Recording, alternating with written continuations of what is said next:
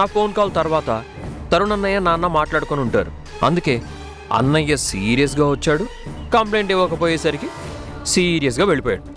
అది జరిగింది.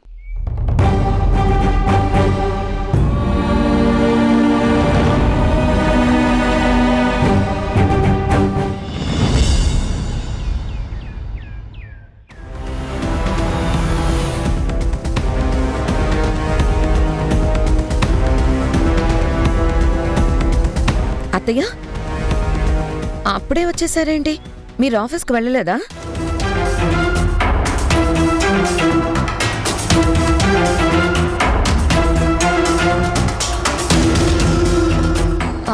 ఏమైంది అత్తయ్య అలా ఉన్నారు? Any problem? అవును, ప్రాబ్లమే. దాన్ని పలకరించి తప్పు చేశాను. ఎవరిని అత్తయ్యా?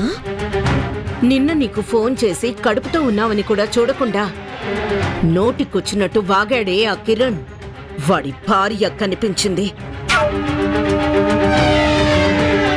మాటలు అదుపులో పెట్టుకోమని నీ మొగుడికి చెప్పు అని సీరియస్గా వార్నింగ్ ఇచ్చాను. ఆ ఉషతో మాట్లాడటం వల్ల ఏమో తెలియదు కానీ మైండ్ చాలా డిస్టర్బ్ అయింది. అందుకే ఆఫీస్కి వెళ్ళలేక వెనక్కొచ్చాను. నా కన్న తల్లి కూడా నా గురించి ఇంతలా ఆలోచించేది కాదేమో. నా మనసు బాధ పెట్టినందుకు కన్న కొడుక్కి మీరు వార్నింగ్ ఇవ్వడం ఎలా తీసుకోవాలో నాకు అస్సలు అర్థం కావడం లేదు అత్తయ్య.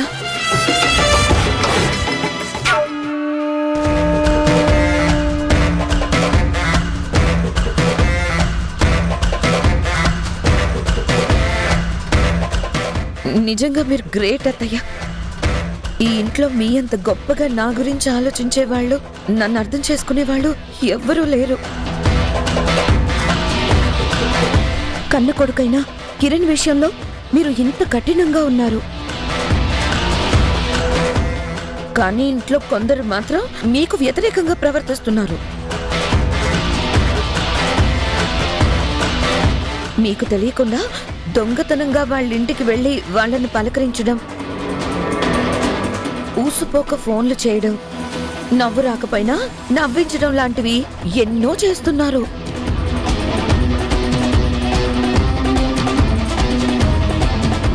వీళ్ల మనసుల్లో ఏముందో కానీ ఈ పనుల వల్ల ఇంట్లో ఎమోషన్ డైల్యూట్ అయిపోతుంది.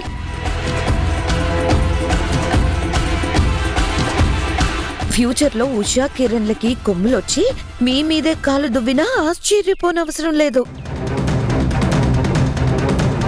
అందుకే మన ఇంట్లో వాళ్ల పనుల్ని కాస్త కంట్రోల్లో ఉంచితే మంచిది.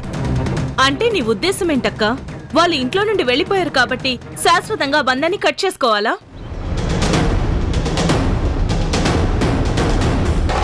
నింద వేసుకుని బయటికి వెళ్లిన వాళ్ళతో మాట్లాడితే మేము నేరస్తులం అయిపోతామా?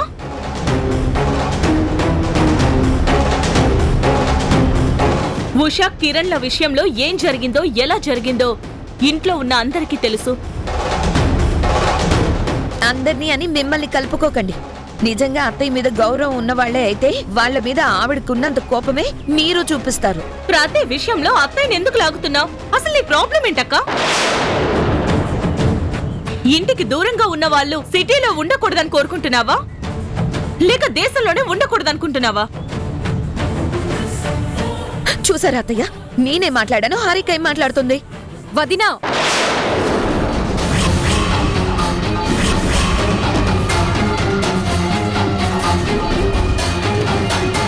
చిన్నదిన కరెక్ట్ గానే చెప్పింది.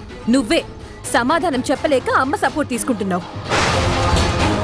ఉషా వదినంటే నీకిష్టం లేకపోవచ్చు, దానికి కారణం కూడా మాకొద్దు. కానీ నా ప్రేమని సక్సెస్ చేయటంలో మా అమ్మ నాన్న కూడా ఫెయిల్ అయ్యారు. కానీ ఉషా వదిన మాత్రం కాదు. ఆ విషయం ఇంట్లో వాళ్ళు కాదు, బయట వాళ్ళొచ్చి చెప్తేనే తెలిసింది. ఇంట్లో లేకపోయినా ఇంటి ఆడపడుచు మనసు తెలుసుకుంది. అంటే నాకు మనసు తెలుసుకోవడం రాదా? నేనేమన్నా రాతిగుండదన్నా? చూసారా అత్తయ్య, హారిక అన్నం స్టార్ట్ చేసింది, రేణు దాన్ని కంటిన్యూ చేస్తుంది. ఇదే చెప్తున్నాను, నేను కడుపుతూ ఉన్నానన్న కన్సర్న్ మీ ఒక్కరికే ఉంటే సరిపోదు. ఇంట్లో అందరికీ ఉన్నప్పుడే నేను నా బిడ్డ క్షేమంగా సంతోషంగా ఉంటాం. అక్క, ఇప్పుడు ఏమన్నావని అంత ఎమోషనల్ అవుతున్నా? హారిక, మేఘన, నువ్వు గదిలోకి వెళ్ళు.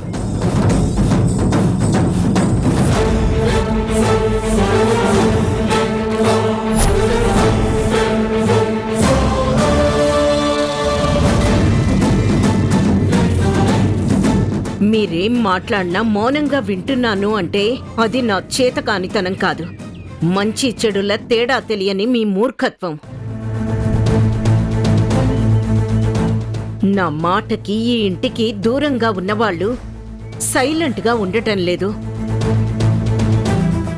మాటల ద్వారాను చేతల ద్వారాను ఈ ఇంట్లో వాళ్ళని ఇబ్బంది పెడుతూనే ఉన్నారు. అత్తయ్య, కిరణ్ ఉషా అలాంటి వాళ్ళు కాదు. ఏదో పొరపాటున. వద్దు, నాకు సలహాలు ఇవ్వద్దు. నేను చెప్పింది మాత్రమే వినండి. వద్దనుకుని వెళ్ళిపోయిన వాళ్ళకన్నా నన్ను నమ్ముకొని నాతో ఉన్నవాళ్లే నాకు ముఖ్యం.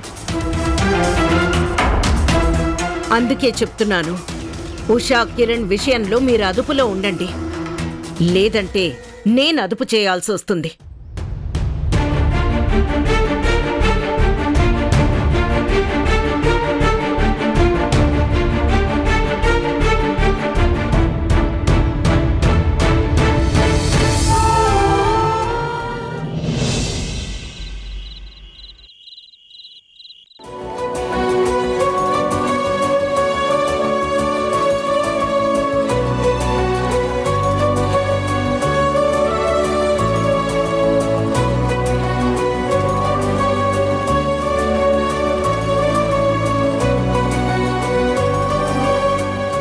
ఉషా, ఉషా, చెప్పండి. ఈ పదం స్వరానికి అందడం లేదు, వేరే పదం మార్చొచ్చు కదా. ఈ పదం ఎందుకు మార్చాలి? మీరే స్వరం మార్చుకోండి. నీ చేతిలో పనే కదా, ఒక పదం మారిస్తే ఏం అవ్వదులే. కుండలో స్వరం, గొంతులో గాత్రం. ప్రాక్టీస్ చేస్తే వచ్చేస్తుందిలే. నేను నీ సొంత మొగుడినే, నేను అడిగితే కూడా మార్చవా? ప్రొఫెషనల్ ఎథిక్స్ బాబు, మార్చడానికి కుదరదు. అయినా ఆ పదమే అక్కడ అర్థానికి సరిగ్గా సరిపోతుంది. వేరే ఏదైనా అయితే అతుకు వేసినట్టు అసహ్యంగా ఉంటుంది. అనవసరంగా నిన్ను అడిగాను. నేనే నాకు నచ్చిన పదంతో పాడేస్తాను. పాట బయటకు వచ్చే వరకు నీకు తెలియనే తెలీదు.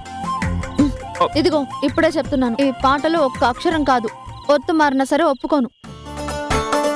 లిరిక్స్ సింగర్ చేతికి వచ్చిన తర్వాత అంతా మా ఇష్టం. పరభాషా గాయకుల్లా నచ్చినట్టు ముక్కలు చేస్తా, నాలుగు తిరిగినట్టు మార్చేస్తా. ఏంటి మీరు మార్చేది? నా పాట నాకు ఇచ్చేయండి. అనిల్ గారికి కాల్ చేసి కంప్లైంట్ చేస్తాను.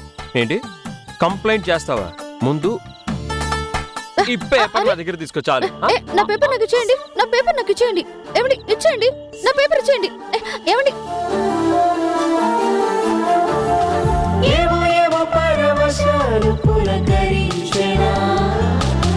మారుని యాగమో మన్మథయోగమో